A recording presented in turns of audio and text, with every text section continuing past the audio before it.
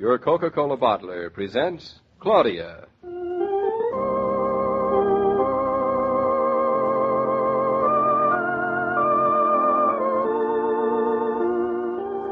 Claudia, based on the play and novels by Rose Franken.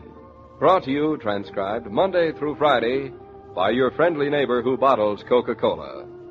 Relax, and while you're listening, refresh yourself. Have a Coke.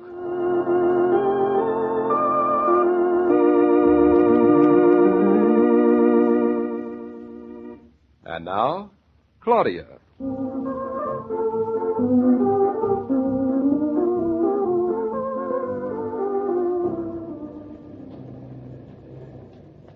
Well, how do you think Bluff looked? Much better. Didn't you, darling? Yep, I thought so. His eyes looked more like his. That makes a lot of sense. You know what I mean. Tell me. I meant they don't look feverish anymore. Oh. That Dr. Mixel seems to be a very good man. He cleared up the infection in no time. It's modern drugs. The average germ really doesn't have a chance anymore. Well, listen to you. Who have you been talking to? Dr. Mixel. He said... Now, wait a minute. You're not going to be the kind of woman who falls in love with her doctor, are you? In the first place, he's Bluff's doctor. And in the second place, I'm not going to be that kind of woman. Well, that's a relief. I'm going to have 6 children instead. You mean we're going to have 6 children instead of what? Just instead. Of course I mean you, darling. I wouldn't dream of having them without you. Just think, David, Dr. Mixel said that tomorrow we can take Bluff home. It'll be good to have the old boy around again. I've missed him. He's missed us. Did you notice how he wagged his tail and sang when he came in the room and saw us? And did you notice And he practically licked the skin off my hand, the big slob. He's got all his strength back. I don't think I'll be able to sit down tonight. Bluff is such a wonderful dog. Wouldn't you think any dog of yours was a wonderful dog? I don't think so. You know, I love dogs, but there are lots of kinds I don't like. For instance? Well, I don't like angry dogs that growl at people. And I don't like dogs that don't trust people. But most of all, I don't like snooty dogs. Are you sure it's the snooty dogs you don't like, or the snooty dog's owner? Same thing. For instance, not being allowed to see Bluff in the big reception room today, because that snooty little old French poodle was bedded down there. Don't blame the poor poodle. Dr. Mixel tells us that Mr. Van Allen specifically ordered his dog to be kept in the reception room. That's only because he thought the dog would like it better there. I think you're being very hard on the dog. You should be a little harder on Van Allen. Don't be silly. The fact that Mr. Van Allen insisted on it, and also that another dog be kept in that room to keep his dog company, is obviously his dog's fault. I never heard of anything so ridiculous or so snooty. You seem to think that dogs are snootier than people. Much. Have you ever seen 2 dogs meet on the street? Why, they size each other up much more critically than 2 women at a tea party. All right, darling. Have it your way. Except that Now, David, don't try to convince me. Because even if you are right, I'll still think that dogs are snootier than people. I don't like snoot. I know by now that being right doesn't mean a thing as far as you're concerned. What time is it, darling? It's about 20 after 5 by that big clock in the building over there. Why? Let's stop in this drugstore here, and I'll call Lottie and see if there's any need for my going back to the office. Oh, David, let me in the phone booth with you. There's not enough room in those booths for more than one person at a time. The last person in here was a man. He smoked a cigar. A very expensive cigar. You know all about cigars, too. Honestly, you men know more useless things. Oh, David, if you're not going to let me in the booth, will you at least leave the door open?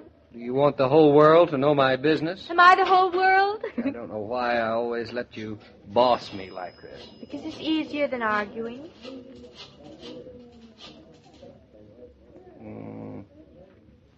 Hello, Lottie. Yes, this is me. Anything new? Nobody called, eh? Oh, that's wonderful. We can go right home. Well, in that case, Lottie, I'll go straight. What's that? Yes, I'll hold on. What's the matter? What happened? Somebody just came in. She's seeing who it is. Any more questions? Oh, I hope it isn't anybody. No matter who it was, darling, that would be difficult. Well, I mean, you know, somebody. Why, you little snob. You're as snooty as a doll. Well, I didn't mean it that way. Honestly, there are times when you Who'd you say it was, Lottie? Mr. Finch? Reggie! I wonder what he wants. He came to see me, eh? Oh, I'd love to see Lottie and Reggie meet. Lottie, would you ask Mr. Finch if he could come in tomorrow? Mr. Finch, Mr. Naughton would like me to ask you if it would be convenient for you to come in tomorrow. Tomorrow, eh? Oh, I'm afraid that'll be a little difficult. I'm running down to Virginia for the weekend. No, I couldn't possibly get out of that. It's a house party. You don't say. Hello, Mr. Naughton. He's got a house party in VA tomorrow. Very important, he says. Of course, I suppose I could wait until next week. Mr. Finch says it's not important. He's perfectly willing to wait until next week. Oh, no, I'd much rather. Mr. Naughton, he thinks it's an awful shame for you to have to come all the way back here. Yes, tell him not to bother. It's perfectly all right, really. But, Mr. Naughton, he says it isn't necessary for you. What he has to talk about you isn't important. Not at all, I'm sure. All right. I'll tell him. Yes, Mr. Naughton. Mr. Finch, he says to wait. Oh, that's very nice, really. I feel rather badly bringing him back here at this hour. It's not every person who would come back, Mr. Finch. Mr. Naughton is a very exceptional person. Oh, yes, indeed. I know. Are you planning to build, Mr. Finch? Why, yes. Yes, I am. You don't say. Well, Mr. Naughton is the man to come to. He's a swell architect. Yes, so I understand. What do you want? A post office? I seen a photograph once of a post office he made. Just beautiful. Modern like. Oh, yes, that received a great deal of attention. Oh, no. I don't think so. What? What is it? No. I don't think you're the type. Oh. For, what? For a post office. Oh, no, I don't think so either. Pardon me, Mr. Finch, but there are a few things we would have to know about you. Your address, please. Finch Hall, Old Westbury, Long Island. No street number? Not necessary. We're rather known around there. I see. A nice neighborhood, Old Westbury, Long Island. Well, if you don't mind... Not at all. Pull up a chair. He won't be long in coming. Thank you. You don't look as if you was in business. I'm not. Oh. I like men who do something. I'm sure you do. Mr. Naughton is a very busy man. I'm glad to hear it. He's out right now on a very important job. Really? Something very big. Started on it last Monday. Oh, it's quite new, too. Oh, yeah. He'll have it with him quite a long time. I'm glad to hear it. Mr. Finch, is there anything that you'd... Thank you, but you really don't have to make conversation, you know. I'm perfectly willing to sit here in utter silence. Really? I never cared very much for utter silence. What a shame. Of course, you realize that Mr. Naughton's prices are going up. Like everything else. They should. Oh. And he doesn't have time to take on every job that comes his way. Of course not. If I was you, I wouldn't be dependent on him too much to build whatever it is you're hoping he'll do for you. I'm not in the least bit worried, thank you. I ain't being nosy, Mr. Finch, and I'm minding my own business. When I tell you... Go on. I'm fascinated with whatever your business is. Well, in that case, I'll just let you sit there and think about what I was going to say. Thank you. You know, Mr. Naughton didn't expect you. It's very decent of him coming back like this. Yes, indeed it is. Look, Miss... McBride. Lottie McBride. Miss Lottie McBride. I realize that for some reason you are very reluctant to have me disturb Mr. Naughton. I realize that you are the watchdog and guardian of this office. I realize that you think because I haven't calluses on my hands and I speak correct English that there's something terribly the matter with me. I wish to inform you, Miss Lottie McBride, that you are wrong on every count. And if you can't accept my presence here as a necessary evil of your position, which I must say is an extraordinarily lucky one for you, I'm afraid one of us is going to go.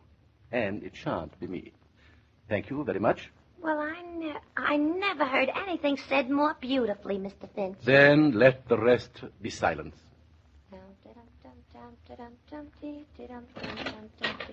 Well, Lottie, is he still here? Right over there. Hello, David. Claudia. Hello, Reggie. Did I keep you waiting? I'm terribly sorry. Hello, Reggie. How nice. Well, if they ain't friends. Miss McBride here tells me you're out on something very important, and of course We've just been seeing Bluff. He's in the hospital, poor pup. Oh, I am sorry to hear that. Well, for some people, dogs are important. Of course they are, Miss McBride. Even I know that. Oh. Oh, David, they're like two poodles at a tea party. Shh. Well, Reggie, what brings you here today? What can I do for you? David, there's a little matter I'd like to talk over with you. I don't like to take your time up. Your watchdog is very reluctant to have me... Lottie, you don't have to protect me from Reggie. I'll protect myself. Ah, Miss McBride, I feel as if I've won some very barbaric contest between us. I hope that you'll be a better loser than I am a victor. I usually gloat for days. Get him. Oh, darling, why don't you go into the other office and see what Reggie wants? I'll stay here with Lottie. It won't take but a minute, David. It was just an idea of mine. Yes, I want to hear about it. Well, he sure puts it on. Puts what on? Long Island, Virginia, all that sort of stuff. Lottie, he's not putting it on. It's just the way he is. He can't help it. Don't be a poodle about it. A poodle, huh? Well, I got no use for him. That guy was born with a silver spoon between his gums. And he likes the taste of it so much he wouldn't let go of it in a million years. Oh, Reggie's really awfully sweet, Lottie. It's not his fault that the silver spoon was his great-grandmother's money. Well, I ain't got nothing against him. Only I don't go for snobs or snoots. You know, I don't think Reggie goes for them either. Well, what's he doing here anyway? He doesn't do any kind of work, now does he? I notice his fingers are all nice and smooth, like he has a manicure. Maybe he has. Maybe he never really has done any work, but if Reggie's here, it's because he wants to do something pretty wonderful. What could he do? You know, David didn't know, but Reggie's going to build a factory on Long Island for blind men. For blind men? Mm-hmm. Factory specially designed for them, where they can have jobs and work and not feel handicapped because they can't see. They'll be able to have jobs, Lottie, and earn their own way, and they're never going to have to ask for pity or charity. That's what that character's going to do, huh? That's what it is. Oh, gee. Guess I had him doped out all wrong. I talked to him really tough. I thought he was a softie. All that's gold doesn't glitter, Lottie. Gee, I had him figured all wrong. No, I guess he ain't snooty, huh? It's just the way he talks. He had me fooled, too, first time I met him. He had me feeling I was so much better than he was. You know, Mrs. Naughton, I guess the Bronx ain't got no right to be snooty to Long Island after all. Oh, but gee, for a while there, it felt awful good.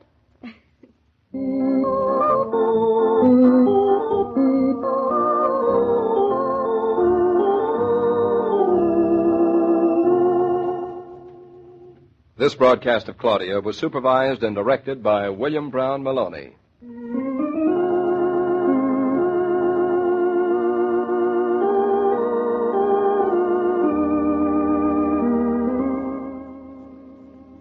When you get to thinking that everything on your shopping list is going to cost more than you'd planned, just step over to that friendly red cooler, put a nickel in, and out will come the same delicious Coca-Cola you've always known.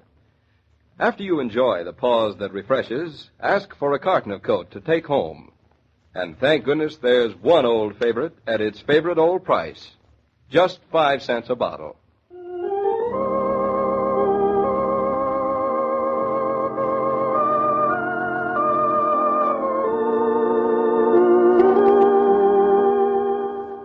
Every day, Monday through Friday, Claudia comes to you, transcribed, with the best wishes of your friendly neighbor who bottles Coca-Cola.